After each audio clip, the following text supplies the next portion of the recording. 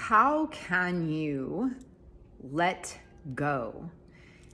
It's that elusive question that always comes up. We always hear, let go, just I need to surrender, I need to let it go. But it's not always that easy. Sometimes it's easier said than done. What exactly does letting go look like? And for each person, it's gonna look a little bit different. Here's the thing, letting go requires breaking attachments.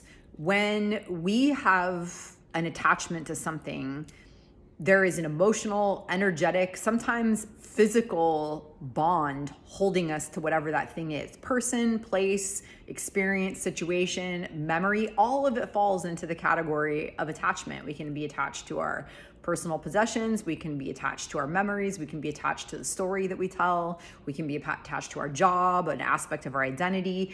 Pretty much it goes to anything. So attachment is normal, right? However, if we're struggling with that attachment, for instance, we'll just make this very simple. There's something you're wanting to release and let go of, like I have a chair I want to release and let go of, and I have this great idea that I'm going to let go of the chair and release it. So I go through the process of starting to release it, and then I start to suck it back in and pull it back. I start to say, oh no, it's useful, maybe I'll use it, or I'll start to come up with a lot of reasons why I might want to keep it.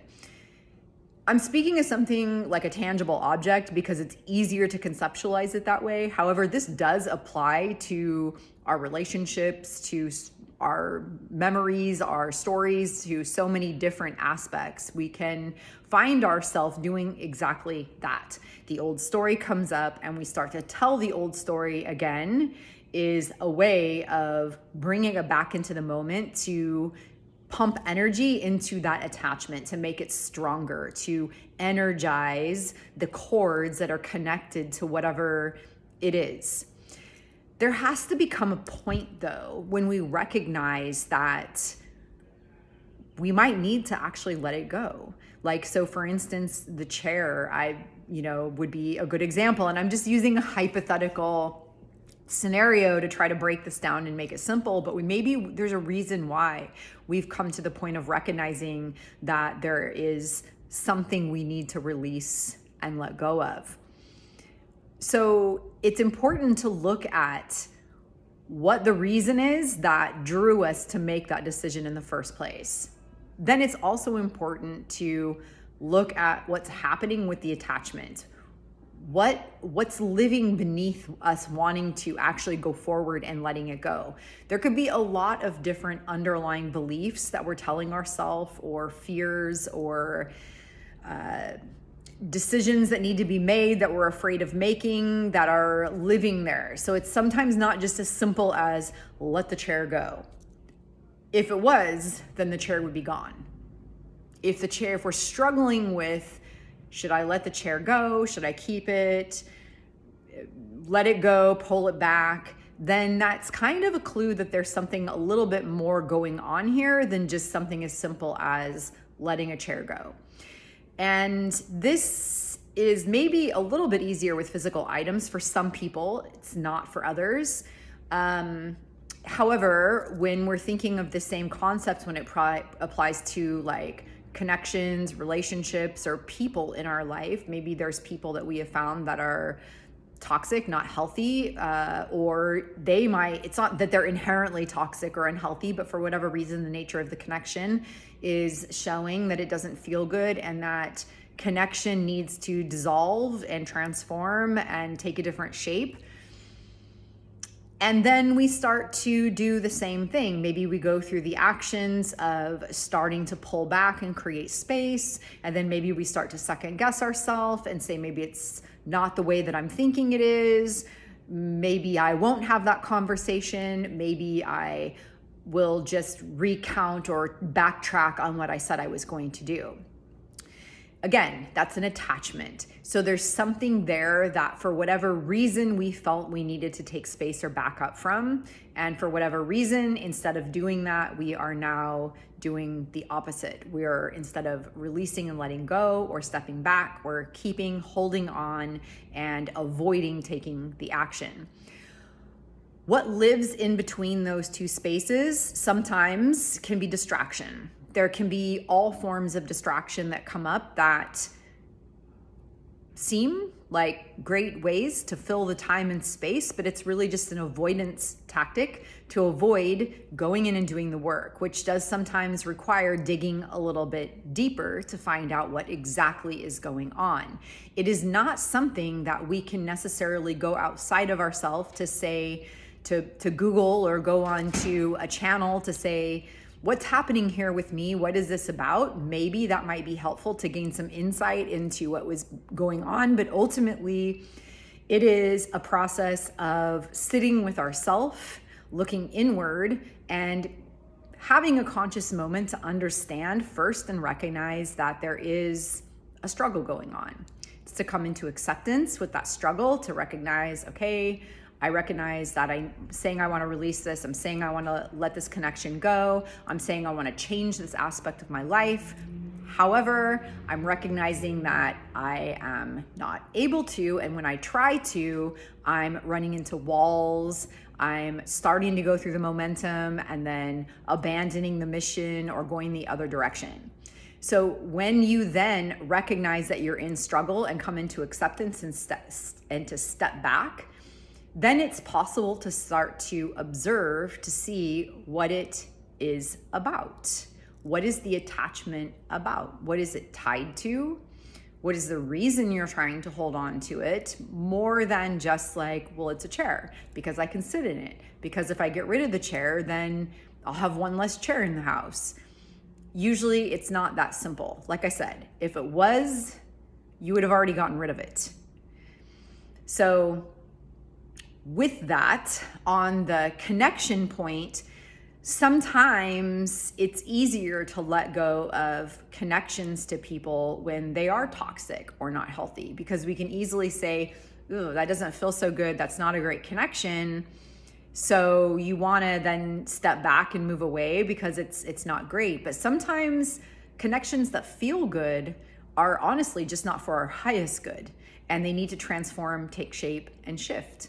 So sometimes the harder connections to let go of are the ones that are actually positive connections. They are just, for whatever reason, you've already done your work together and it's time to move on to another journey, another adventure. And sometimes that doesn't involve a particular connection remaining intact. So whatever this is applying to, I imagine I'm talking vaguely about several different topics here, but it's all tied into letting go and attachment.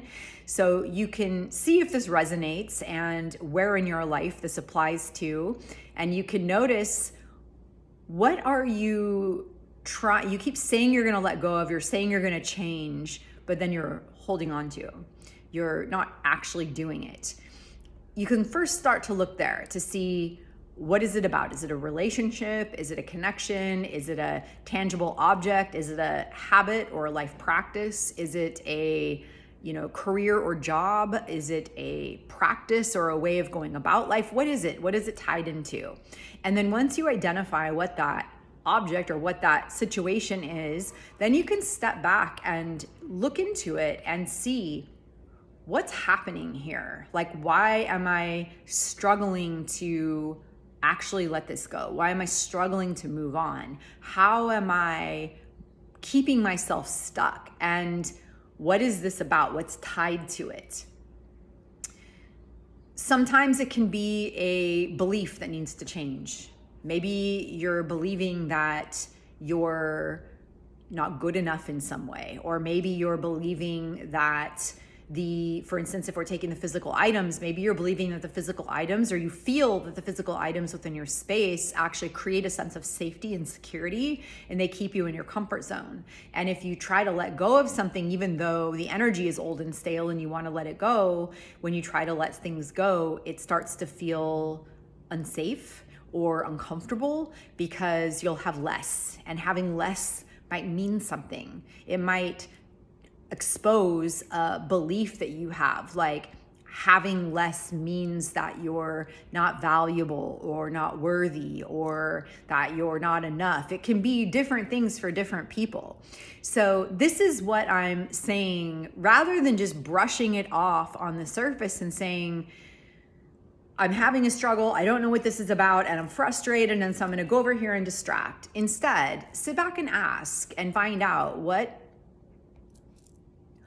is this about? What is it tied to? What does it mean if I, hold on to this? What does it mean if I get rid of it? What does it mean if I, feel like I'm going to fail? What does it mean if I fail, right? It's important to ask all these questions and to come into understanding. There's no right or wrong way to go about this other than to just go about it, rather than to just begin to pay attention and focus. Avoidance would be the only way to not make any progress on it, is just to avoid. And things will just stay the same until external forces impose upon that catalyze a shift. And then from there, it becomes I have to do this because, or I was forced to do this, or some event or trauma or external thing happens that is, challenging. And that sometimes comes from avoidance, from avoiding being conscious and making the shifts by choice, then means that the choice will be made for you.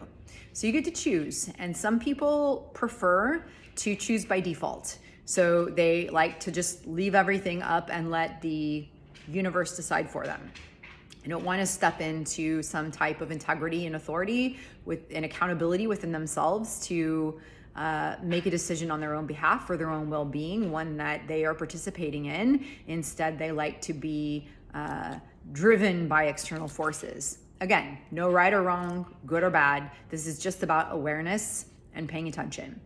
So tune in and see here this week what is coming up for you that feels a little sticky, that you feel like you're struggling with, holding on to, trying to keep as part of the story. How are you being challenged to create a new story, to tell a new story, to take new actions, to try something new, to step out of the comfort zone? And in what way are you trying to avoid that and stay in your comfort zone?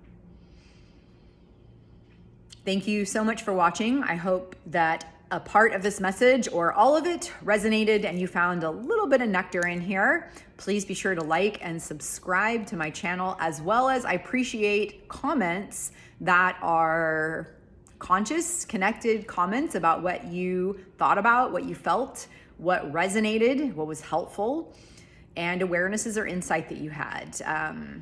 That is completely welcome. So please be sure to comment, like, subscribe, share, do all the awesome parts to help support me putting this content out there. Thank you so much. Have a beautiful and blessed day. Take good care.